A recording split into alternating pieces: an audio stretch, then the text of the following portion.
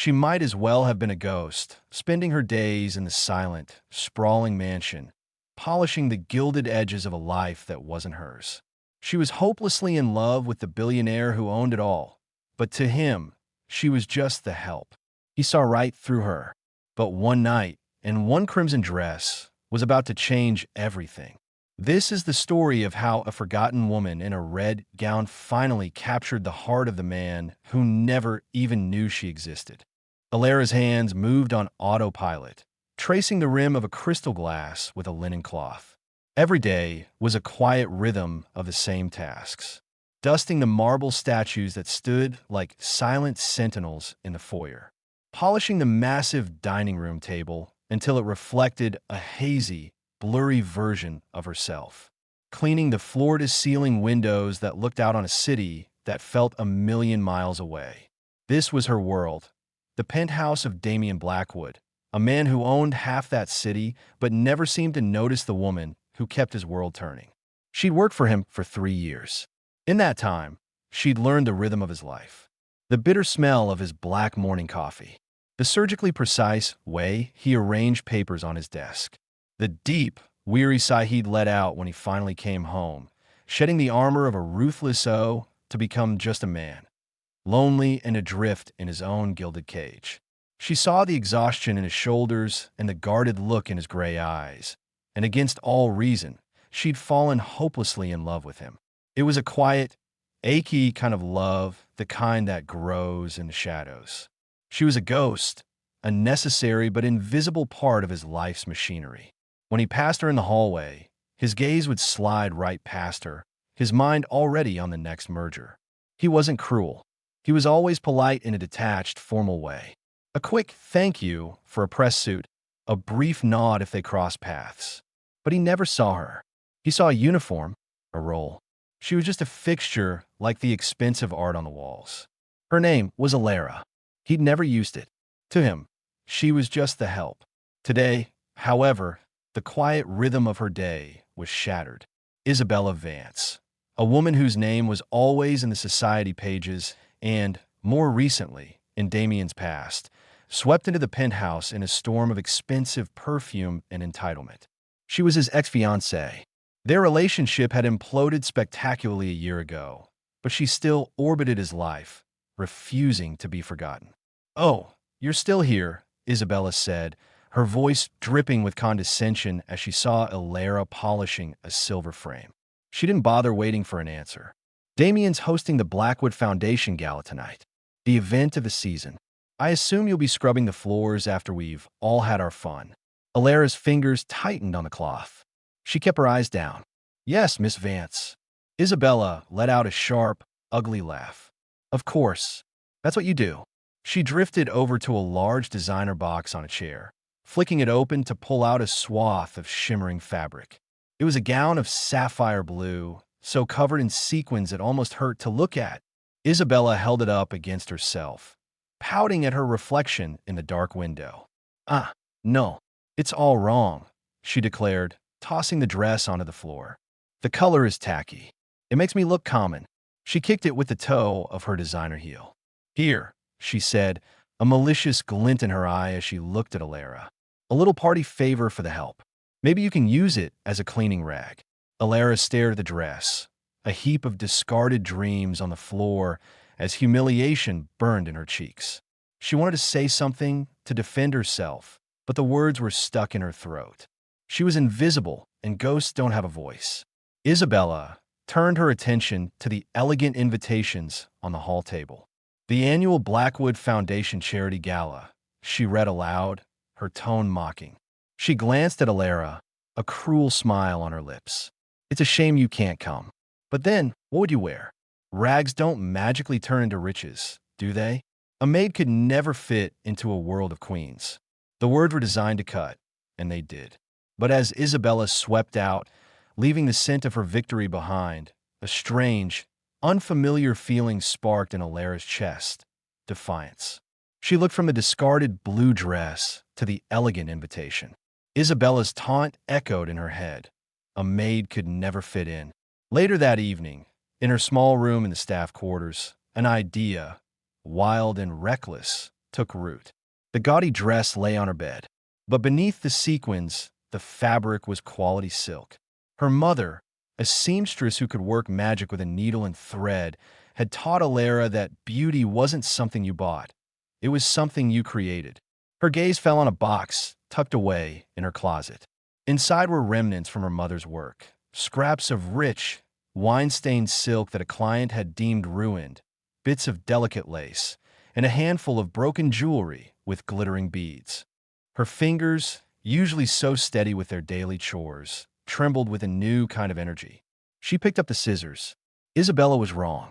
Rags didn't turn into riches, but with skill and heart, they could be transformed into something much more powerful, a statement. She wouldn't go as a maid trying to be a queen. She would go as herself. As her fingers started to work, moving with a memory she thought she'd forgotten, she knew this night would be different. Alara worked through the night, the hours bleeding together as her small room became a secret workshop. This was about more than just a dress. It was about taking back a piece of herself that had been worn down by years of being invisible. She remembered her mother's voice, explaining how a seam could tell a story, how the right cut gave fabric a soul. You don't need wealth for beauty, her mother used to say.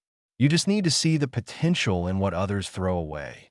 With that inherited grace, Alara's fingers gave life to the discarded. She deconstructed the gaudy blue dress, repurposing its silk lining. The wine-stained fabric, which Isabella would have seen as trash, became the heart of her creation. She stitched the rich, crimson silk into a simple, elegant silhouette that cascaded to the floor like a column of liquid fire. The glittering beads from broken jewelry weren't thrown on, but carefully traced along the neckline, like tiny stars in a twilight sky. When the final stitch was in, the sun was just starting to rise. Exhausted but buzzing with nervous energy, Alara held the gown up. It seemed to glow, a testament to her secret talent. Hours later, as the gala began, Alara stood before the cracked mirror in her room. She let her dark hair fall in loose waves. Her only jewelry was a thin silver bracelet, a gift from her mother that she never took off. Then, she slipped into the dress. It felt like a second skin, cool and smooth. This wasn't a costume. It was her. Looking at her reflection, she didn't see the maid. She saw Alara, her chin held high not with arrogance, but with a quiet strength forged in silence. Getting into the gala was surprisingly easy. She arrived in a simple taxi, and holding the invitation she'd rescued from the trash, she walked right in. The guard barely glanced at her, his eyes on the embossed card. She was just another face in a sea of glamour. But that was about to change. She paused at the top of the grand staircase, overlooking the ballroom. The room was a galaxy of chandeliers, champagne, and couture. And then, she took the first step. As she descended, a hush fell over the crowd. It started near the stairs and spread like a ripple. Heads turned. Conversations died. The sea of tuxedos and jewel-toned gowns parted as all eyes locked on the woman in the striking red dress. Photographers, their instincts screaming, turned their lenses. Flashes started popping, capturing the arrival of this mysterious woman. Across the ballroom, Damian Blackwood was trapped in a boring conversation. He felt the shift in the room's energy and turned, annoyed. And then he saw her, and he froze. The world slowed to a crawl, the noise fading to a distant hum. On the staircase stood a woman who wasn't just beautiful. She was captivating. She wore a crimson gown that seemed to drink in the light and reflect it back, making her glow. It wasn't just the dress, which was a masterpiece of simplicity. It was the way she held herself, with a grace that was almost regal. Damien felt a jolt, something so unfamiliar he couldn't place it. He'd seen thousands of beautiful women, but this was different. This was like seeing a masterpiece for the first time. He abruptly excused himself, his eyes never leaving her. Who was she? A foreign princess? A reclusive heiress? He was certain he'd never seen her before. He would have remembered. He started moving toward her, pulled by an invisible force. At the same time, Isabella, holding court by the champagne fountain, saw what everyone was staring at. She saw the red dress, and then she saw the look on Damien's face. Fury washed over her, and she started striding toward the staircase, determined to intercept him. But she was too late. Damien reached the bottom of the stairs just as Alara did. He stood before her, for once in his life, utterly speechless. "I don't believe we've met," he finally managed, his voice a low murmur. Alara's heart was pounding. This was it. The man who'd never seen her was now looking at her, like she was the only person in the room. She gave him a small, enigmatic smile. "I'm not so sure about that," she replied, her voice steady. He was captivated. He extended a hand. "Damien Blackwood." "It's a pleasure, Mr. Blackwood," she said, deliberately not offering her name. A little mystery, she thought, was the least she deserved. As his fingers closed around hers, a jolt of electricity passed between them. For the first time, he was truly touching her, not as a boss handing off a coat, but as a man completely mesmerized. And in that moment, Alara knew that nothing would ever be the same. Damien gently guided her away from the gaping crowd, feeling a sudden instinct to shield her from the prying eyes. Isabella watched them go, frozen in a cloud of rage, outmaneuvered by an unknown rival in a dress that was, she had to admit, far more stunning than her own. "I apologize for the reception," Damien said, his voice low and intimate. "This crowd can be a bit predatory." "I can imagine," Alara replied calmly. Inside, her mind was racing. He was so close she could smell the clean scent of his cologne, a scent she'd only ever known from tidying his bedroom. "You have me at a disadvantage," he said, a rare smile on his lips. "I feel like I should know who you are." "Sometimes the most interesting people are the ones you haven't met yet," she offered, the words coming to her as if in a dream. The conversation flowed with a shocking ease. Damien, who usually found these events a chore, was completely engrossed. She didn't flatter him or mention his money.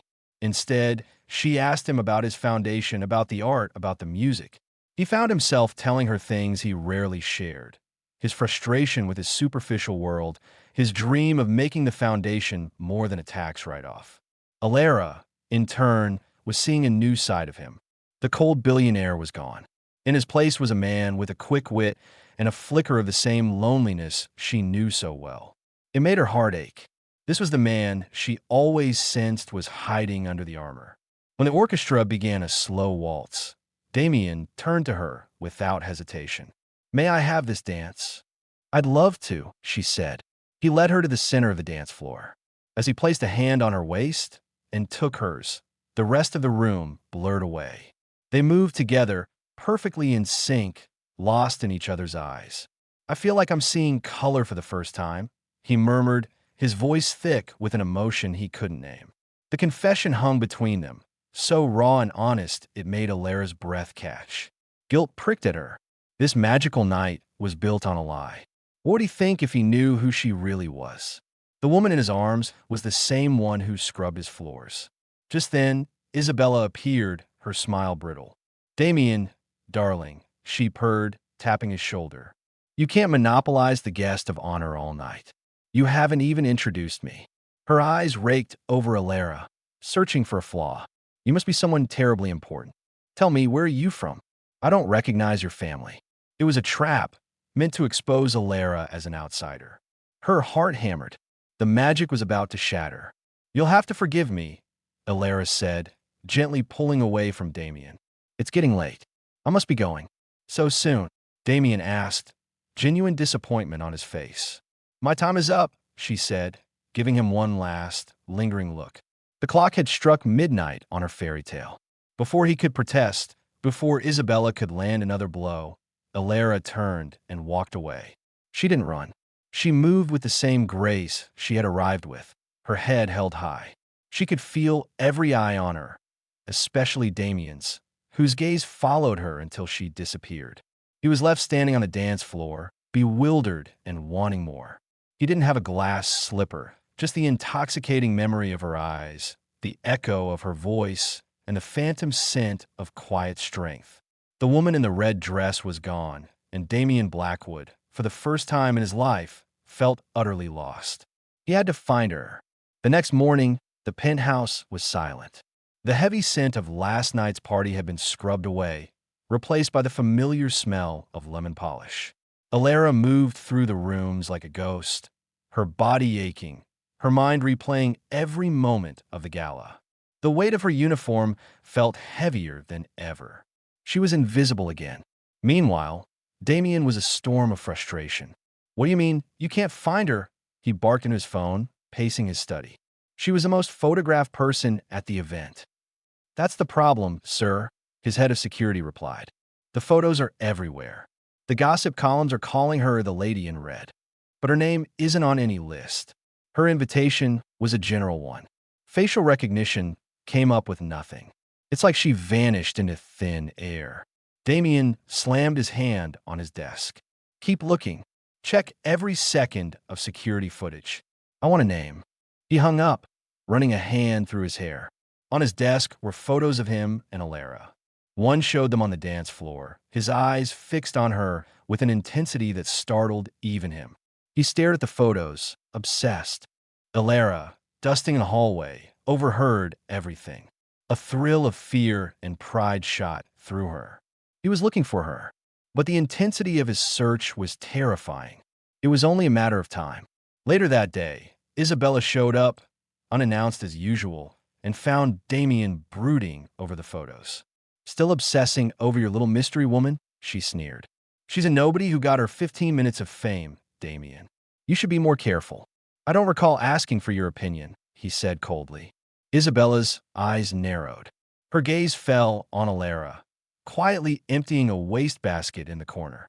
As Isabella walked past, she accidentally knocked over a vase, sending water and flowers crashing to the floor. "Oh, clumsy me," she said, before turning to Alara with a vicious whisper. "Clean that up.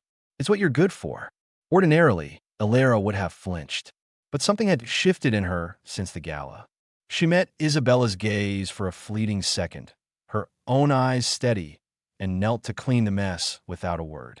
Damien saw the exchange, but his mind was elsewhere.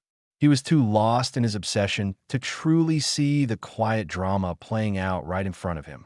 Days turned into a week. Damien grew more distracted, his focus shattered. The image of the woman in red haunted him. It was her eyes he couldn't forget. There was a depth to them, a familiarity he couldn't place. One rainy afternoon, he was staring at the clearest picture he had of her. He zoomed in, frustrated, and then he saw it, a tiny detail he'd overlooked. On her wrist was a delicate, simple silver bracelet. It was humble, almost unnoticeable. It seemed out of place with her mysterious aura, and it stuck in his mind. The next morning, Damien was in his kitchen pouring coffee when Alara entered to start her day. She moved silently, as always, heading for the windows to open the curtains. As she reached up to pull the heavy cord, the sleeve of her plain gray uniform slid back a few inches. And there it was. Glinting in the morning light was a thin, simple silver bracelet. Damien froze. The coffee cup stopped halfway to his lips. The world tilted. It couldn't be. He looked from the bracelet on her wrist to the image of the lady in red burned into his memory. The same bracelet. His gaze shot up to her face, truly looking at her for the first time in 3 years. He saw past the bun and the drab uniform. He saw the elegant line of her jaw. And then he saw her eyes, the same dark, soulful eyes that had haunted his dreams, now looking at him with a startled, deer-in-the-headlights terror. The pieces clicked into place with a deafening roar in his mind. The quiet grace, the intelligence, the feeling that he knew her. It was her. It had been her all along. He set the cup down with a clatter. His voice was a hoarse whisper. "Alara." It was the first time he had ever said her name. She flinched as if he'd struck her. She knew, in that one shattering moment, that the magic was over. Her secret was out. The billionaire had finally, truly, seen her. The silence in the kitchen was absolute. Alara stood frozen, her heart pounding. She could feel his eyes on her, no longer vacant, but sharp and intensely focused. He had said her name. The world had shifted. Damien walked slowly toward her, his mind reeling with shock, disbelief, and a strange sense of awe. He stopped a few feet away, holding up his phone with the picture of the lady in red. "Explain this," he said, his voice quiet but firm. Alara looked from the photo to his face. There was no escape. She took a deep breath. "There's nothing to explain," she said, her voice barely a whisper, but steady. "It was me." "But why?" he asked. "Why the secret? Why not just tell me who you were?" The story tumbled out of her in a quiet confession. She told him about Isabella's taunts, the discarded dress, and her desperate need to feel seen for just one night. She spoke of her mother, the seamstress, and how she'd created the gown from scraps. She wasn't making excuses, just stating the facts of a life he had never bothered to consider. As Damien listened, his shock melted into a profound sense of shame. He prided himself on his perception, yet this incredible woman had been right under his nose for 3 years, and he'd looked straight through her. The red gown hadn't transformed her. It had simply allowed him, finally, to see what was already there. "Isabella said that to you?" he asked, his voice tight with anger as he recalled the scene with the spilled water. He had seen it, but he hadn't understood. Ilara just nodded. The last wall around Damien's heart crumbled. He stepped closer. "I'm so sorry, Ilara," he said, the sincerity in his voice unmistakable. "I've been a blind fool." He reached out, his fingers gently brushing her cheek, a gesture so tender it made her gasp. "The woman in the red dress captivated me," he confessed, his eyes locked with hers. "But I'm realizing now, the woman I truly need, the one who was here all along, is you." Tears welled in Ilara's eyes, tears of overwhelming relief. To be truly seen for who she was, it was all she had ever wanted. Later that day, Isabella strode into the penthouse, a triumphant smile on her face. "I heard you called off the search," she began. "I told you she was a nobody." "Get out," Damien said. His voice was calm, but held the chilling finality of a judge's sentence. Isabella froze. "What?" He turned to face her. Standing beside him, no longer in a uniform but a simple dress of her own, was Ilara. Damien took Ilara's hand, lacing his fingers with hers. "I said, get out of my home," he repeated, "and don't ever come back." Isabella stared at Ilara, the maid. The maid? The look of utter humiliation on her face was more satisfying than any revenge. Without another word, she fled. That evening, there was another charity event. As Damien got ready to leave, he walked not to the door, but to Ilara. "Will you come with me?" he asked, his gaze soft and hopeful. I don't have anything to wear," she stammered, old insecurities creeping back. Damien smiled, a genuine, warm smile that reached his eyes. "You don't need a red gown to be the most beautiful woman in the room, Ilara," he said softly. "You just need to be you. That's the only person I want to see." And as they walked out the door together, her hand held firmly in his, Ilara knew she would never be invisible again. The red gown had opened his eyes, but it was her quiet strength, her hidden talent, and her resilient heart that had captured his soul. They were no longer the billionaire and the help. They were Damien and Ilara, two people who had found each other, not in a glittering ballroom, but in the quiet truth of a sunlit kitchen. If you loved Ilara and Damien's story, don't forget to like this video, subscribe for more romance stories, and let us know in the comments. What was your favorite part of Ilara's transformation?